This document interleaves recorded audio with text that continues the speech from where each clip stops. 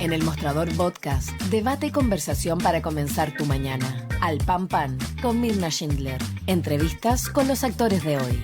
El Mostrador, el poder de la independencia.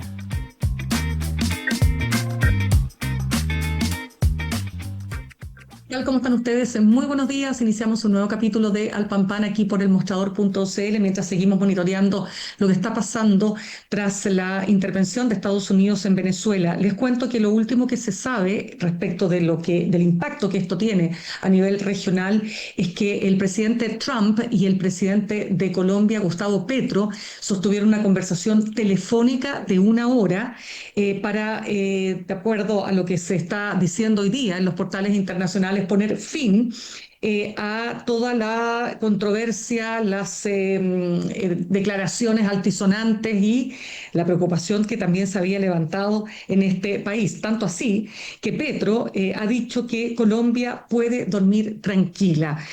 Mientras tanto, Europa máxima alerta por lo que podría ocurrir con Groenlandia tras manifestar la administración Trump su interés de anexarla, de comprarla o de invadirla. Eso ha estado ahí en el juego de esta situación que se ha generado después de la intervención, como decía, de Estados Unidos en Venezuela. Quiero contarles que en el siguiente bloque vamos a estar conversando con el economista Germán González. Vamos a hablar de la economía venezolana, de cómo se reconfigura el cuadro también ahora con la intervención de Estados Unidos en materia de lo que es la industria del petróleo, qué consecuencias puede tener esto, y también vamos a hablar de economía interna con buenos indicadores como por ejemplo el precio del cobre, que eso augura una buena partida para el próximo gobierno. Nos vamos a centrar ahora en lo que ha pasado en materia política y particularmente el presidente electo José Antonio Kast, que ha estado en visitas bastante activo, ¿no?, en materia internacional. Se reunió con con el futuro homólogo, el presidente de Perú, para analizar la posibilidad de un corredor humanitario o un corredor para migrantes. Y él decía José Antonio Kast, que espera que ahora sí Venezuela reciba a los inmigrantes. Vamos a conversar entonces a esta hora con el diputado por la región de la Araucanía, jefe de bancada de la UDI, Henry Leal. ¿Cómo está, diputado? Gracias por estar con nosotros esta mañana. Muy bien, Mirna, buenos días. Diputado, cuénteme cómo ha visto la agenda que ha predominado, por cierto, con lo que ha ocurrido en Venezuela. ¿Cómo va a definir, diría usted, los primeros días, los primeros pasos que tiene que tomar el presidente José Antonio Kast en materia internacional? Lo que hemos visto es un presidente que ya hace algunas semanas está muy activo trabajando por Chile y que está recorriendo principalmente el vecindario latinoamericano, los países sudamericanos, que son con los que tenemos el contacto permanente, y uno de los países más importantes, Argentina, Perú, eh, Venezuela, por supuesto. Y hemos visto que José Antonio Kast se está tomando muy en serio el tema de la inmigración ilegal, cómo eso impacta en Chile, porque lo que pasa en Venezuela no es un tema internacional, es un tema que además impacta directamente en Chile, lo que está pasando en nuestro país. Tiene que ver con la inmigración ilegal, tiene que ver con el empleo, tiene que ver con los servicios públicos, que tenemos que atender a muchas personas que han llegado, a los servicios de salud, a vivienda. Entonces es un tema concreto, y lo que él está haciendo es recorriendo los países vecinos para que podamos, yo creo que muchos quieren ya volver voluntariamente, que se creen las condiciones para poder regresar a su país. Y en el caso de los indocumentados ilegales, los que cometen delitos, que puedan ser expulsados. O sea, trabajando para tener un corredor donde poder pasar, ya sea por tierra, por aire, con la gente que se expulse. Trabajando en eso, en un tema que a los chilenos les importa, que es la seguridad y cómo a las personas que cometen delitos o los indocumentados los devolvemos a su país. Así que muy esperanzado con lo que puede hacer este gobierno. Yo creo que los primeros 30, 60 días van a ser muy importantes, y nosotros esperamos y sabemos que se está trabajando en que ingrese una batería de proyectos en materia de seguridad y en materia económica al Congreso para discutirlo, ojalá votarlo en los primeros meses.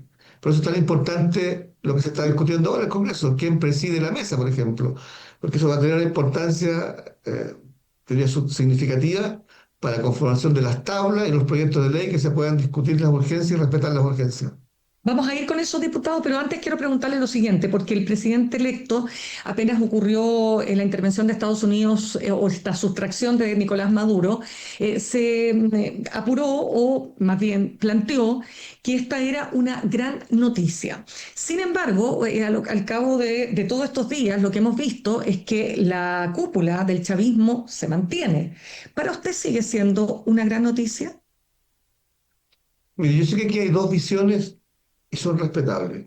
Yo soy de aquellos que creo que fue una buena noticia, porque un dictador que llevaba 12, 14 años en el poder, más el tiempo de Chávez, un pueblo que estaba siendo oprimido, 8 millones de personas se van de su país arrancando un régimen por persecuciones políticas o simplemente porque las condiciones económicas no estaban para mantener su familia, donde se tortura, donde no hay prensa libre, donde se violan derechos humanos. Y yo sé que hay una discusión porque hay quienes sostienen que aquí se ha vulnerado el derecho internacional ¿Mm? y que no se ha justificado, como lo ha hecho el presidente Boric. Pero también aquí hay dos derechos que hay que tomar una definición. Pues, ¿qué prima? ¿Prima el derecho internacional o priman los derechos individuales, los derechos humanos de los ciudadanos venezolanos? Yo creo que cuando un régimen como el de Maduro oprime a su pueblo, yo creo que hoy día para Chile y para muchos venezolanos es una buena noticia, de verdad. Lo digo con mucha convicción porque los mismos que hoy día critican eso, la pregunta es qué se hizo, pues. ¿Qué hizo la OEA? ¿Qué hizo la ONU? ¿Qué hicieron esos mismos países? Íbamos a seguir 10 años más pidiéndole a Maduro que hiciera elecciones, que las respetara, si eso no iba a ocurrir. Entonces, ¿cuál era la salida? Seguir esperando con retórica, con discurso, con resoluciones, pero aquí falló el multilateralismo, falló el derecho internacional y fallaron los mismos que hoy día acusan que fue una intervención, una violación del derecho internacional. Pero esos mismos sectores yo no los vi muy activos, los vi muchas veces visitando Venezuela, reuniéndose con Maduro. Bueno, ¿y qué pasaba con los derechos humanos de los venezolanos? Teníamos que esperar 10 años más hasta que el señor se le ocurra de respetar las elecciones. ¿Qué iba a pasar? ¿Cuál era la Claro. solución? Es que por eso le pregunto, yo cuando le pregunto, diputado, si sigue siendo para usted una buena noticia, es porque lo que se esperaba era una declaración muy contundente de parte de la administración Trump en términos de la recuperación de la democracia, la liberación de los presos políticos, los derechos humanos, como dice usted. Y eso no ha estado en la narrativa de estos días. Entonces, por eso le pregunto, si se mantiene la cúpula chavista, entonces ¿en qué cambia? Yo creo que hay muchas cosas que no sabemos. Yo creo que hay mucha negociación que está en curso, porque efectivamente si sacamos a Maduro y se mantiene el mismo régimen y con las mismas prácticas, las mismas condiciones, persiguiendo a sus ciudadanos, sin prensa libre, sin que se respeten los derechos fundamentales, bueno, no tendría mucho sentido. Concuerdo ahí, pero lo que yo espero y lo que yo entiendo es que haya una negociación política, va a haber una transición y que eso va a devenir en que o hayan elecciones en el mediano plazo o haya un periodo de transición donde sí los venezolanos pueden elegir o ratificar a sus autoridades electas. Yo entiendo que hay un problema ahí, Ujú. porque, claro, puede resultar muy frustrante para muchos venezolanos, también para muchos chilenos, ver que sacó el dictador, pero siguen los mismos y con las mismas prácticas. Yo creo que eso nos dice en desarrollo. Habrá que esperar un plazo prudente para ver si hay cambio o no. Porque si no hay cambio, no valdrá mucho la pena. Tal vez lo que ocurrió, o tal vez será una negociación donde lo único que gana es Estados Unidos y porque ha estado muy encima el tema del petróleo. ¿Mm? Entonces los intereses americanos. Pero yo espero y quiero confiar en las palabras de Rubio, del secretario de Estado Rubio, donde ha manifestado que va a haber una transición, que se pactó con las autoridades actuales para que haya una transición en el corto plazo, porque si no esto, la verdad que va a ser frustrante no solamente para nosotros, sino que también para los millones de venezolanos. Claro, decía el presidente Boric, solo para cerrar este tema, diputado, él decía que hoy es Venezuela, mañana podría ser cualquier otro país, mientras que la ministra vocera, la ministra Camila Vallejo, decía hay que abrir los ojos, ya que litio y cobre podrían estar en riesgo tras las amenazas de Trump. ¿Usted lo ve de alguna manera como algo posible? Yo creo que la ministra se saltó varios pueblos. No veo ningún riesgo, porque en Chile no hay una dictadura, no hay un régimen que oprime a su pueblo, hay una situación económica estable, hay democracia estable, hay alternancia al poder. Yo creo que no hay ningún riesgo. Yo creo que Pero eso. en Groenlandia tampoco hay dictadura, diputado, y ¿Dónde? en Groenlandia no hay dictadura, y él manifestó su interés de anexar Groenlandia. Bueno, yo espero que eso no ocurra, porque eso no sería una buena señal. Espero que Por eso eso le no digo. ocurra. Espero que eso no ocurra. Pero decir que vamos a hacer, van a invadir Chile por el litio, y lo que está, se basaron en varios pueblos la ministra, creo que hay no, ninguna posibilidad y ningún riesgo de ese tipo. Ujú. Mire, esto es discutible. Yo sé que hay dos visiones. Prueba de ello es lo que opinan el presidente electo y el presidente actual. Si evidentemente hay distintos pensamientos. Yo soy de aquellos que creo que prima los derechos esenciales cada ciudadano por sobre el derecho internacional. Porque uno de los principales derechos es el derecho a la autodeterminación de los pueblos, pues. Por supuesto. Y Venezuela tuvo elecciones y se autodeterminó y eligió un gobierno. Y ese gobierno no se respetó. Entonces, quien está violando permanentemente el derecho internacional es el propio régimen venezolano. Claro. Entonces, ¿qué prima y Perdone, quién lo prima? exacto, pero no entiendo las palabras de la ministra Vallejo en términos de que aquí vaya a haber una invasión, sino más bien es el corolario Trump a la doctrina Monroe, es decir, América para los americanos, y por lo tanto todo lo que pase en América Latina hoy día es un tema central para Donald Trump, tanto así que nos recordemos que el Departamento de Estado publicó esta fotografía que dice, este es mi hemisferio con la fotografía de Trump. En ese sentido está más bien planteada, entiendo el punto ahí. Por eso le digo, ¿usted ve un riesgo? No veo ningún riesgo, ninguno, ninguna posibilidad. Además veo un futuro gobierno de Chile muy en sintonía, con buenas relaciones con Estados Unidos. Veo a un presidente Kast que va a tener muy buenas relaciones con todo su vecindario y especialmente con Estados Unidos, que es nuestro principal aliado comercial. Yo no veo Fíjese, ningún pero riesgo. Y China, porque China sí que es nuestro principal aliado, pues.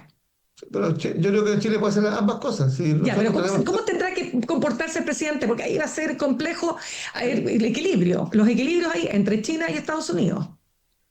es lo que Chile siempre ha hecho en su política exterior. Chile protege sus intereses. Y Chile tiene buenas relaciones con todos sus socios económicos. Y eso lo hemos hecho siempre. Entonces, eso hay que mantenerlo. Si no se trata de inclinarse por uno u otro. Es tener buenas relaciones con ambas potencias, con China y con Estados Unidos, mientras protejamos nuestro. ¿Qué es lo mejor para Chile? Lo que es mejor para Chile, eso tiene que ser nuestro centro. Y por supuesto con Chile tenemos muchos tratados, son nuestro principal socio, exportamos, importamos, y con Estados Unidos también. Entonces, el desafío es mantener buenas relaciones con ambos países. Yo creo que eso está claro, no hay ningún riesgo. Ya, es que Eso por ya eso le ocurrió en el pregunto. pasado. Por supuesto, pero es que hoy día usted comprenderá que la situación del mundo está muy crispada. Estados Unidos claramente está actuando de la manera que actúa porque quiere de alguna forma mantener fuera de la región a China, pero nosotros tenemos con China la mayor parte de nuestras exportaciones, el 60%, muchísimo más que Estados Unidos. Entonces, por eso le digo, ese, ese, Creo, ese, ese delgado equilibrio. bueno, ahí está el talento de nuestras autoridades, pues. Y Ahí tiene usted que estar el ya, talento entremos ahí. Eso, de nuestro entremos ahí. canciller, del gabinete, del presidente, en Entremos ahí. mantener buenas relaciones. Eso Correcto, depende de porque la autoridad. ya, Y la entremos retórica ahí. es importante. Entremos ahí. ¿Usted cree que un nombre como el que ha circulado, Pérez Maquena, Rodrigo Pérez Maquena, si no me equivoco, ¿no? ¿Es un buen nombre para un escenario tan complejo en materia internacional como el que se está viendo? Bueno, el presidente aún no ha confirmado su gabinete. Yo sería muy prudente y cauto en no adelantar juicios. Hay tres nombres que él los ha confirmado, pero aún no se ha confirmado el canciller. Entonces no sabemos aún quién va a estar ahí. Ya, Es un pero ¿a usted nombre que quién ha le sonado, gustaría? sí. ¿Y a usted quién le gustaría que estuviera? Yo creo que es una muy buena carta, porque lo que Chile requiere hoy día, principalmente, es hacerse cargo de los problemas de los chilenos, que es la seguridad y el crecimiento económico. Y necesitamos reactivar la inversión y que a Chile llegue inversión internacional y facilitarla. Necesitamos un canciller que salga por el mundo a atraer inversión para Chile, porque es la prioridad. El mandato que se dio al presidente Kast, el mandato contundente del pueblo chileno, a mi juicio, es por dos cosas: por la seguridad, migración, y cómo reactivamos la economía y hacemos crecer.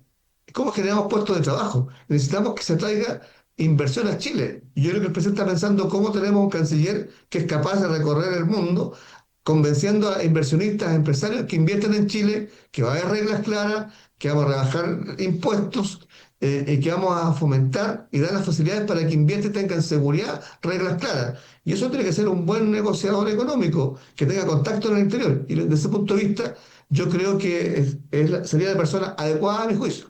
Ahora, el talento de cómo se manifiestan las buenas relaciones con Estados Unidos y con China, bueno, también el presidente de la República, que es el que conduce las relaciones, tendrá que asumir un rol mucho más activo. Y yo estoy convencido que en el próximo gobierno va a haber una muy buena inversión internacional, que se van a generar las condiciones, que se van a rebajar los impuestos para corporativos a las empresas, que va a haber atracción, que va a haber inversión importante y va a haber más trabajo. Si ese es el mandato. Si el próximo gobierno no es capaz de hacer crecer la economía, va a haber frustración en la gente. Entonces, si no Correcto. somos capaces de controlar la seguridad y generar más puestos de trabajo, va a haber frustración. Esa es la prioridad.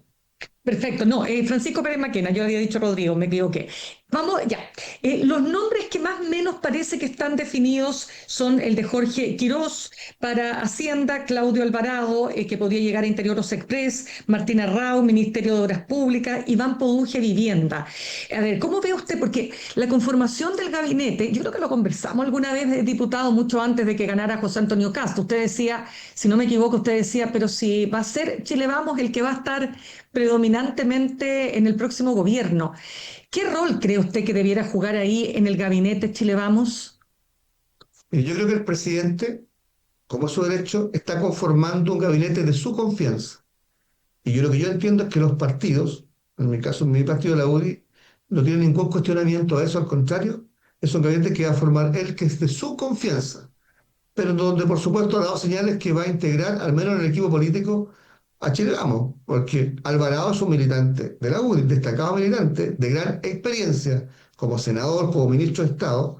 José García, que es un senador de 3 periodos, diputado, con muy buenas relaciones en el Senado, porque hay que juntar los votos en el Senado por el proyecto de ley, y también ha dado señales de integrar muchos independientes que son de su Ujú. confianza.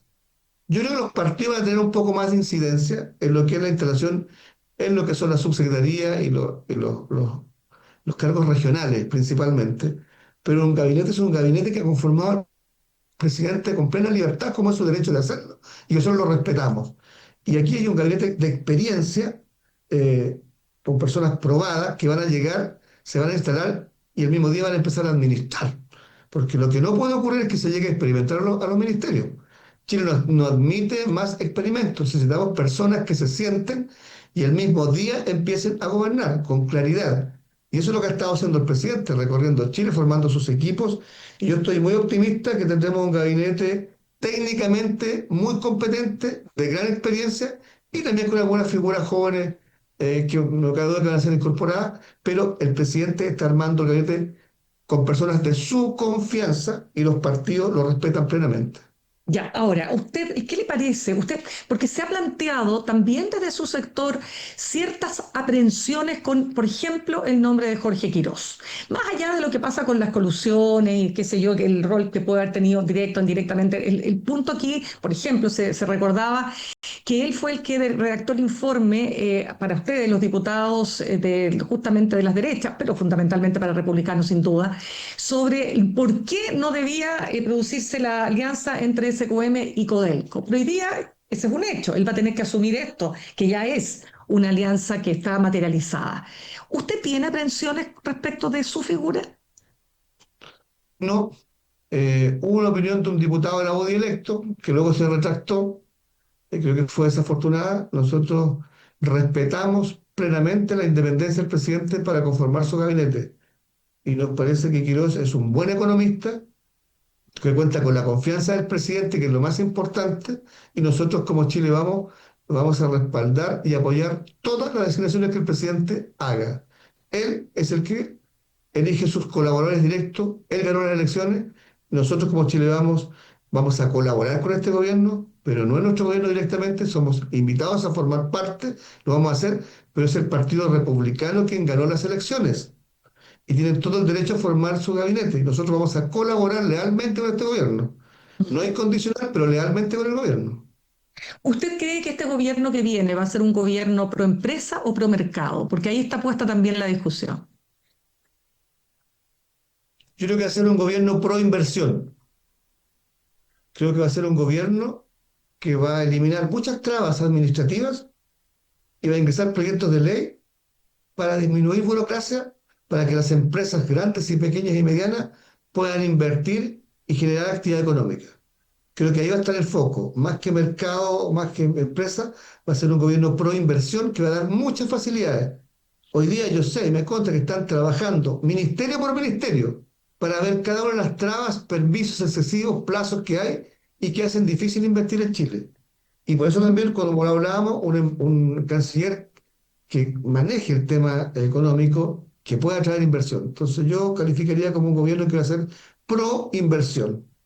Ya, ahora, vamos con otro tema, diputado Henry Leal, y que tiene que ver con la urgencia de la discusión inmediata que le puso el gobierno a la reforma política, ¿no? Esto es para, bueno, fortalecer la gobernabilidad, el discolaje, el umbral mínimo, ¿no es cierto?, del 5% de los votos para lograr un escaño. ¿Usted está de acuerdo con esta iniciativa tal como la ha planteado el gobierno? Estoy de acuerdo en cualquier avance que Mm, signifique terminar con la fragmentación, la atomización que hay en el Congreso. Hoy día gobernar Chile es muy difícil para cualquier gobierno. La cantidad de parlamentarios y de partidos pequeños que tienen uno, dos, tres diputados hace prácticamente imposible. Modificar el sistema político significa más gobernabilidad, mejor calidad de la política, significa que tengamos un mejor país, porque de lo contrario va a ser muy difícil gobernar. No es lo que todos quisiéramos, porque es una reformita, digamos que es una reforma. Es una reformita, pero que es un avance, porque va a complejizar más, va a ser más difícil formar partidos políticos, porque hoy día, digámoslo, formar un partido político es más fácil que hacer una junta de vecinos. Entonces, cualquiera que se enoja con un partido se va y forma su pyme política y forma un partido. Eso no puede ocurrir. Aquí tenemos que tender a coaliciones amplias donde los estados, los gobiernos puedan llegar a acuerdos por el bien de los chilenos. O sea, este proyecto es mejor calidad de la política, más gobernabilidad y que va a impactar directamente en los chilenos, en aprobar las reformas políticas, sociales y económicas que el país requiere y principalmente en seguridad. Así que nosotros vamos a dar nuestros votos gustosamente. No es todo lo que quisiéramos, porque es hacer más difícil construir partidos políticos. Y también qué pasa cuando un diputado se va, pues si hoy día un diputado se enoja, se va y forma un partido político. mm, Entonces eso hoy día no, el que se va a tener consecuencias. Por lo tanto, perfecto. vamos a apoyar.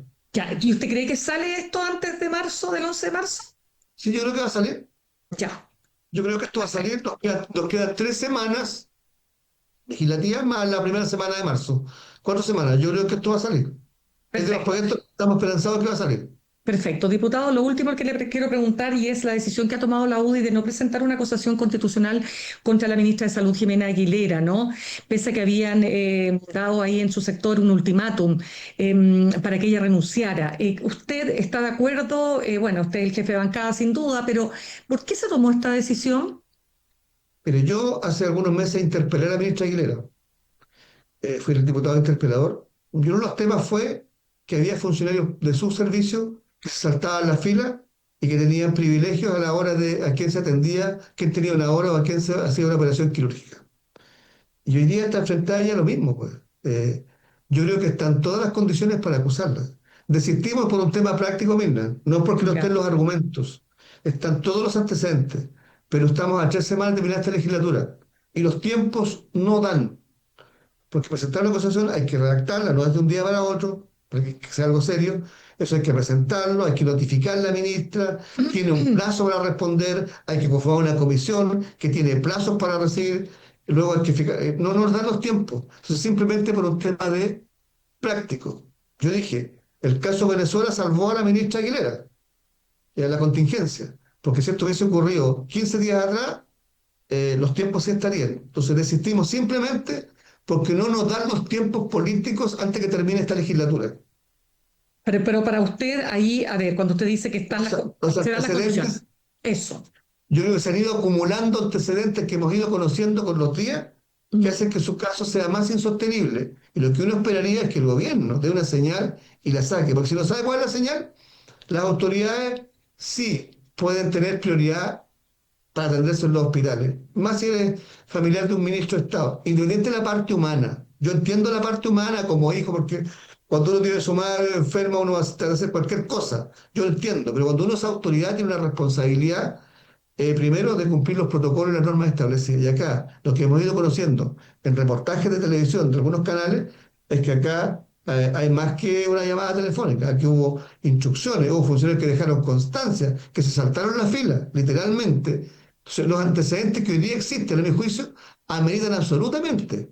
Esto igual ¿Mm? parece, yo creo que es de los casos más donde directamente ha estado involucrado un ministro de Estado, siempre por responsabilidad política, por lo que nos hizo acá, ha estado ya afectada directamente y estaban todas las condiciones para acusarla, todas. Y creo que incluso hay consenso de parlamentarios oficialistas que han recomendado que salga del gobierno. Yo espero que el presidente dé una señal clara antes de irse a los chilenos que en su gobierno, que sea al final, no va a haber privilegios para quienes son ministros de Estado. Ya. Estamos ya al final de la entrevista, diputado por la región de la Araucanía, jefe de bancada de la UDI en Real. Muchas gracias por haber estado con nosotros esta mañana. Gracias, Mirna, que tenga buen día. Igualmente.